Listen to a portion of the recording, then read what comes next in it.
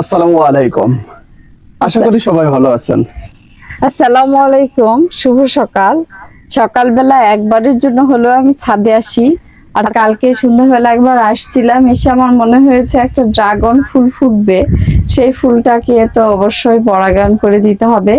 আরো দেখলাম বেগুনের গাছে কিছু বেগুন হয়েছে, তো কচি বেগুনগুলো উঠাবো, ততক্ষণে আমার সাথেই থাকবো। আপনাদেরকে আসলে অনেকদিন থেকেই আমরা ছাদের ভিডিও দেইনি, অনেকদিন থেকে বাসায় কিছু কাজও চলছিল, আমরা একটু ব্যস্ত ছিলাম। আর অতিরিক্ত বর্ষার জন্য ছাদ বাগানে সেরকম সবজি টবজি হয় নাই, শুধু অল্প কিছু ড্রাগন হচ্ছিল আর আমরা খাচ্ছিলাম। তো চলে আসলাম ছাদে, আজকে নতুন কি দেখানো যায় সেই জন্যই চলুন আজকে নতুন কি ছাদে দেখানো যায়, আমাদের সাথে থাকুন। ড্রাগন ফুলটা করে দিব, পরাগায়ন করে দিব। ওই পাশে ড্রাগন ফুল ফুটছে, আল্লাহ ঝোপা ঝোপা আমরা ধরেছে, দেখো। আলহামদুলিল্লাহ অনেক সুন্দর আমরা ধরছে। এবার কিন্তু আমরাগুলো একটু অন্যরকম, মানে কেন মজা লাগেনি খেয়ে? হ্যাঁ, এরকম টেস্ট আমি এর আগে কিন্তু পাইনি। একটু বড় হচ্ছে, আমার মনে হয় আস্তে আস্তে এগুলো বড় হবে, আস্তে আস্তে গাছ বড় হওয়ার সাথে সাথে ঝোপা ঝোপা ধরছে, বড় হচ্ছে, তো বড় হয়ে যাবে। সাফার আব্বু বড় হচ্ছে, এই যে দেখো। হ্যাঁ, সুন্দর। আমরা গাছে খুব আঁচা থাকে। দেখো আমি কি ওই পাশে যাবো না? নিবে ভিডিওটা কিভাবে নিবে দেখবে, দর্শকদেরকে ড্রাগনের ফুলটা দেখাই। এই যে চমৎকার একটা ফুল হয়েছে, অনেক সুন্দর। প্রথমে আমি আলতো করে এটা নিব। এখন যেহেতু বৃষ্টি নাই, আমরা আগেও আপনাদেরকে দেখিয়েছি, কিন্তু কি করব, ছাদে যে ফুলটা ফোটে সেটাই দেখাতে ইচ্ছে করে। আর না বৃষ্টি নাই, তো বৃষ্টি থাকলে হচ্ছে হয় না, রেণুগুলা না আসে না। তাও এই ফুলে কেন জানি রেণুটা একটু কম কম দেখতে পাচ্ছি। হ্যাঁ, অন্য ফুলের রেণু অনেক বেশি হয়, নাকি অলরেডি হয়ে গেছে বুঝতে পারছি না। সামান্য একটু হলেই হয়, বেশি লাগে। এটা অনেক সকালবেলা করে, হ্যাঁ ওটাতেই হবে, এটা সকালে করে দিতে হয়। গতকালকেরটাতে অনেক বেশি ছিল।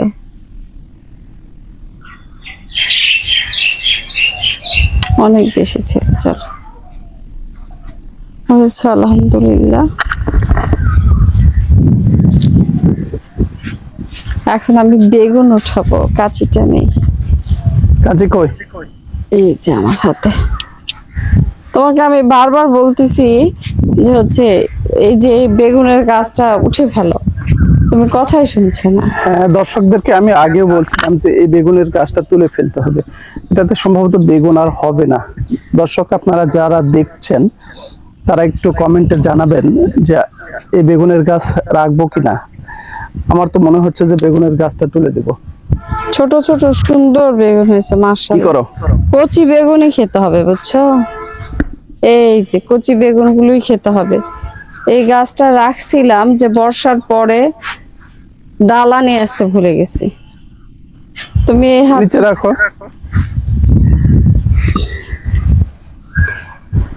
কচি কয়টায় ওঠায় কিভাবে জানি, বেশ কয়েকটা বেগুন ধরেছে।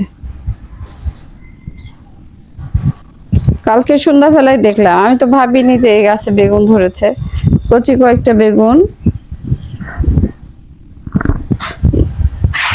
এখনো পোকা লাগেনি। আসলে বেগুনের গাছটাতে কীটনাশক ব্যবহার করা হয় না, আমি কীটনাশক ব্যবহারই করি না। যেগুলো বেগুন হয় ছাদে, এগুলো হচ্ছে একদমই পিওর। এই যে এই গাছের কয়েকটা উঠাবো, এদিকে আসো। এই গাছেও লম্বা কতগুলো বেগুন ধরেছে। মাছ আলু গাছটা আগেও আপনাদেরকে দেখাইছিলাম, অনেক সুন্দর হয়েছে।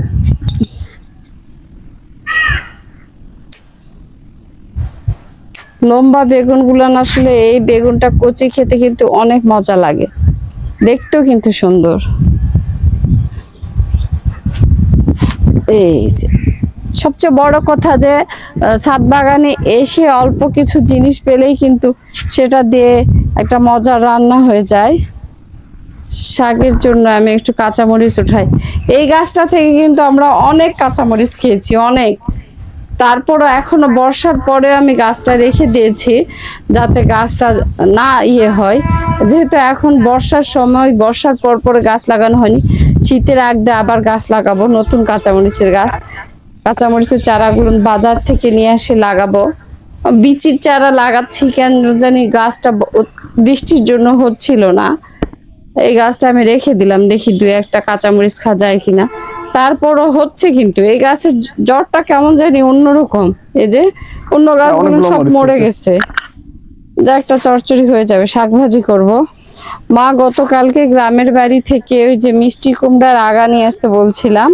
আমাদের মিষ্টি কুমড়ার গাছ হয়েছে গ্রামের বাড়িতে, মা ছাদে উঠিয়ে দিয়েছে, কিন্তু কেন জানি কুমড়া একটাও ধরে নাই।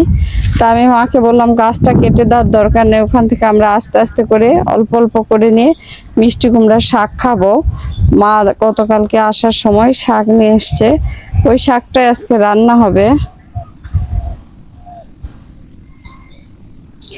এখন আমি যাব হচ্ছে বেগুন দুইটা উঠাই। আসো, আসলে ডালা নিয়ে আসতে আমি ভুলে গেছি সকালবেলা, কেন জানি মনে নেই ডালাটা নিয়ে আসতে। এই বেগুনের একটা বেগুন রাখো তুমি।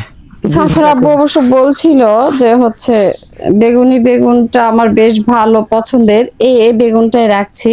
ওর ভয়ও লাগে। হ্যাঁ, এই বেগুনটা কিন্তু বেশি ভালো। এই যে ধরে অনেকে, যে আবার ধরতেছে, আমি একটাই উঠালাম। ঠিক আছে, একটা তোমার বীজের জন্য রেখে দিলাম। হ্যাঁ,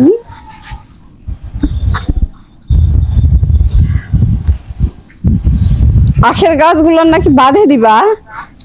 আখের গাছগুলো বেঁধে দিতে হবে এগুলা। এত ডালিমের ফুল আসে সাফর আব্বু, কিন্তু কই আমাদের ডালিম হচ্ছে না কেন? আরে হবে, ফুল হলে ডালিমের গাছে কোনো খাবারের ঘাটতি হয় কিনা? ফুল হচ্ছে তো, ফুল হয়। কবে যে একটা বড় ডালিম ধরবে। আখের গাছগুলো বেঁধে দিও আজকে। গাছগুলো বেঁধে দেওয়া লাগবে, না হলে গোড়া নড়তেছে, বুঝছো? বাতাসে এরকম দোলে। সবগুলো একসঙ্গে বেঁধে দেওয়ার পর যদি আবার হয়ে যায়, কি হবে? কোনো কিছু হওয়ার চান্স নাই।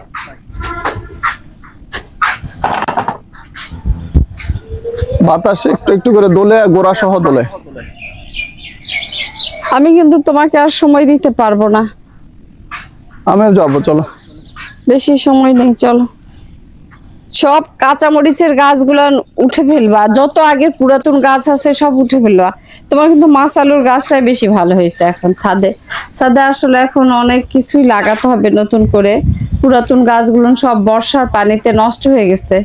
বর্ষা প্রায় শেষের দিকে, একটা করলা আছে, ওটা পোকা লাগছে, ওঠানোর দরকার নেই। ও আচ্ছা, বর্ষা প্রায় শেষের দিকে, আমরা এই যে এখন আমি যাচ্ছি।